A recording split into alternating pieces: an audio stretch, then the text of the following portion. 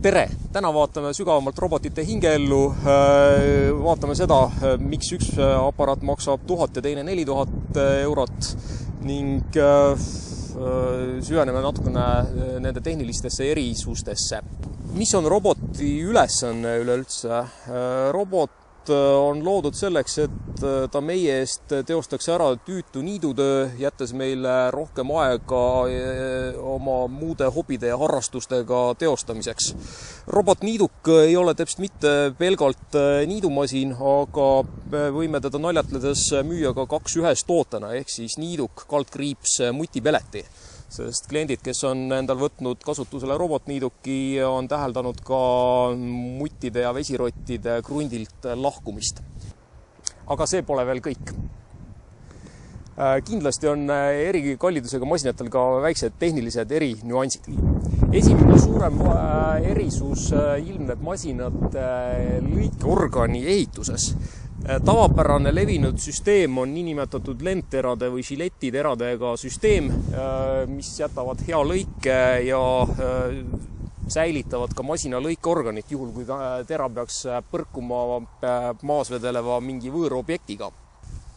Teine lahendus on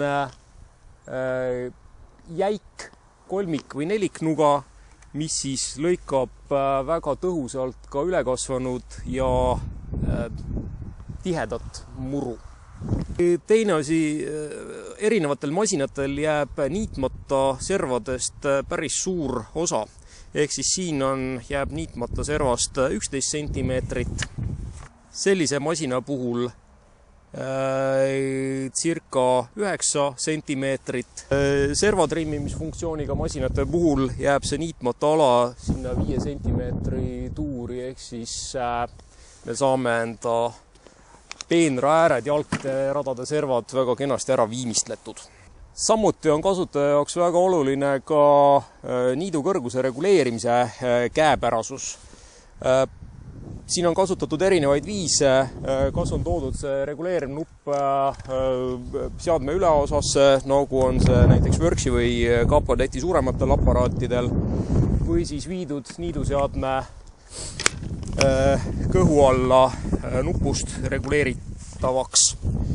Veidikene ebamugavam niidukõrguse reguleerimissüsteem on võtmega regulatsioon, kus siis tuleb kuuskandiga vabastada niidu mootor ja siit teostada see niidukõrguse reguleerimine. Kasutuslihtsus on samuti väga oluline märksõna.